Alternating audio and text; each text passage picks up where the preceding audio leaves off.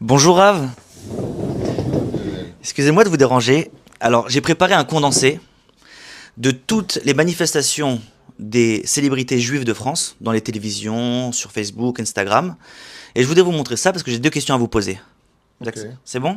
Il y a 40 Français qui sont morts, on n'en parle pas, pourquoi? Parce qu'ils sont juifs. Il y a encore aujourd'hui plus de 200 otages qui sont retenus là-bas, dont des Français. Ça me surprend d'ailleurs de voir le traitement qu'on fait des otages français là-bas, un peu passé sous silence. J'ai condamné l'attentat terroriste et je le condamnerai ad vitam aeternam. La position de la France insoumise, je la condamnerai quoi qu'il arrive pendant des années et des années. Ce qu'ils ont fait est inadmissible. Je suis juif et que je serai juif toute ma vie. Le Hamas ne veut pas de juifs dans la région. C'est pas une question de politique, d'État palestinien ou quoi que ce soit. Ils veulent éradiquer les juifs de la région. Ces otages, c'est révoltant. Il y a quelque chose qui nous atteint au plus profond. C'est vraiment l'état de sidération. Comme un cauchemar, évidemment, ça nous rappelle ça. Mais on a vu aussi des images qui rappellent aussi certaines de la Seconde Guerre mondiale, quand on tire par les cheveux une femme comme ça. Enfin, c'est révoltant, c'est très, très, très choquant. J'ai cette colère, moi aussi. J'ai envie de me battre avec tout le monde, même avec Macron qui vient pas hier, alors que j'avais rien contre lui. J'ai envie de me battre avec l'archevêque de Paris qui n'était pas là hier. J'ai envie de me battre avec tous les musulmans modérés qui n'étaient pas là hier. J'ai envie de me battre avec tous les artistes qui se taisent. Et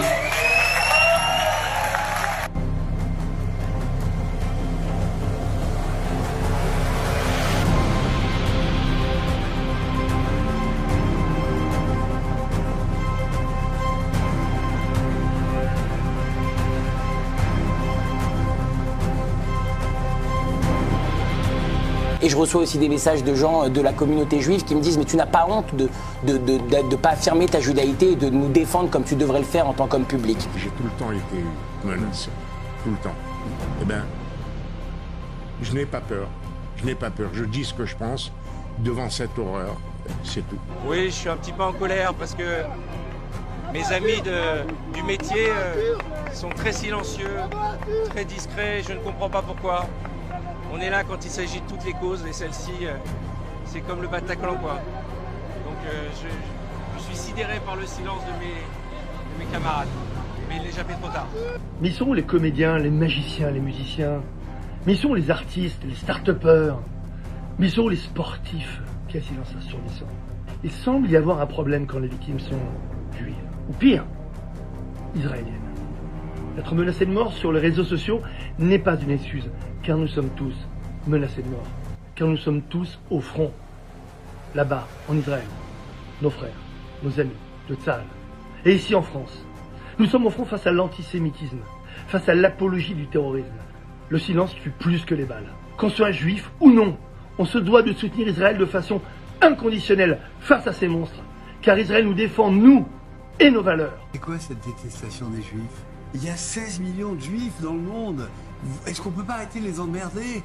Il y a un tout petit pays qui est grand comme 2 départements français, alors qu'il y a des nations qui portent 1,5 milliard de musulmans. Est-ce qu'on peut pas laisser ce tout petit pays vivre? On est quoi? On est dans un pays de nazis, entouré de SA et de SS? C'est le comble de l'horreur. Ces images de juifs prenant le train ou de juifs massacrés par les nazis, je ne pensais pas, Léa, qu'aujourd'hui je les verrais, c'est-à-dire de mes yeux en direct, de voir des femmes enceintes, éventrées, je ne pensais pas voir ça un jour.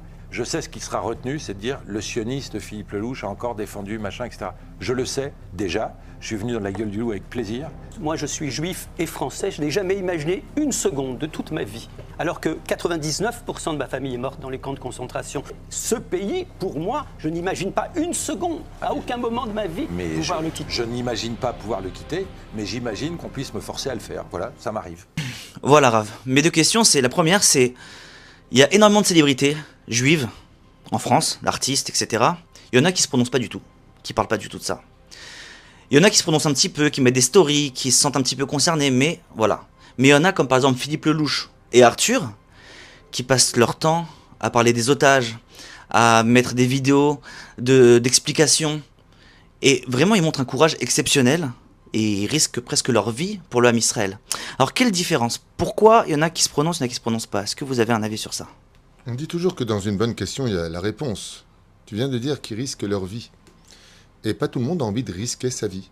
Pas tout le monde a envie de mettre ses enfants, son épouse, en danger. Il y a une responsabilité qui est familière, qui est sociale et qui est aussi professionnelle. Et puis il y a ceux qui, au-delà de tout, vont au-delà de leur propre famille, qui considèrent qu'Israël, c'est aussi leur famille. Et donc, quand on touche à leur famille, ils interviennent en disant « vous êtes fous !» Bibi Netanyahou a lancé un message hier qui est assez extraordinaire pour les fameuses manifestations que l'on voit à travers en tout lieu sur le féminisme et les femmes violées, les femmes battues, et pour les filles d'Israël qui ont été violées. Et on a aujourd'hui des documents qui prouvent que toutes les otages ont été violés. On n'a vu aucune manifestation. Il y a une haine aujourd'hui antisémite qui ne s'exprime pas que par le langage, qui est aussi violent. On a dépassé les 1300 agressions en France, physiques, où quand on vient voir la police, ils nous disent qu'ils ne peuvent rien faire. Moi, je connais des familles en France qui payent 4 000 € par mois à la police pour une sécurité rapprochée. Dans le cas où il y a quoi que ce soit, ils interviendront. Mais on est face à une situation où de s'exprimer devient réellement un danger. Mais j'aimerais répondre sur le domaine spirituel à cette grande question. Vous savez que la Torah, ce n'est pas un livre d'histoire. Comme l'a dit d'ailleurs Confucius, l'expérience d'un homme, c'est comme une lanterne qu'il accroche à son dos afin d'éclairer le passage des autres. La Torah, c'est une lanterne qui nous éclaire à chaque pas pour un meilleur avenir. Quand Pharaon avait décrété sur le conseil de Bilham de tuer les premiers-nés et de les jeter dans le Nil, ils étaient 3. Le Midrash nous dit il y avait Yitro, il y avait Job, et puis il y avait Bilham. Bilham donne ce conseil. Yitro regarde les 2 autres conseillers. Qu'est-ce que fait Pharaon, Il regarde Yitro et dit, toi, qu'est-ce que tu en penses? Il dit, je dois me retirer. Il se lève et il s'en va. Donc, il n'intervient pas, il ne parle pas. Et c'est une façon de dire, je ne suis pas content de ce qui vient d'être dit, donc je ne répondrai pas, mais mon absence exprimera ma réponse. Très bizarre. Job, lui, par contre, il reste, mais il ne parle pas. Il est présent, il est là, il est conseiller chez Pharaon, il ne parle pas. Voilà que Job, par la suite, quitte l'Égypte et vient s'installer en Israël, et Dieu le frappe. Il lui prend sa femme, il lui tue ses 10 fils par des maladies, il le ruine et la lèpre s'abat sur lui. Et de là va sortir le fameux livre de Job que nous étudions les Juifs le jour de Tisha B'Av. Et là-bas, Job crie, Job hurle, Job pleure. Il a 3 amis avec qui il va parler. Et Dieu lui pose une question intéressante. Il lui dit, mais Job, pourquoi tu cries, pourquoi tu pleures? Et Job répond une réponse tellement évidente. Il dit, mais parce que j'ai mal. Et il lui dit, et quand tu étais en Égypte, et qu'on t'a annoncé qu'on allait tuer les Juifs, de les jeter dans la gueule des crocodiles au sein du Nil, tu comprends pourquoi tu n'as pas crié? Et là, Job fait teshuva. Job se remet en question. Quand on ne crie pas, qu'on ne s'exprime pas, c'est qu'on n'a pas encore assez mal pour pouvoir apparaître et dire ce que l'on pense. C'est un petit peu ce que moi je ressens dans ce silence, sans juger quiconque, parce que de ma place à 4000 km, parmi mon peuple sur ma terre, il est évident que c'est facile de parler, mais il y en a qui sont à côté de vous et qui le font. Quoique, personnellement, je n'ai pas de problème demain de venir en France, de faire mes cours, seulement l'insécurité l'interdit pour l'instant.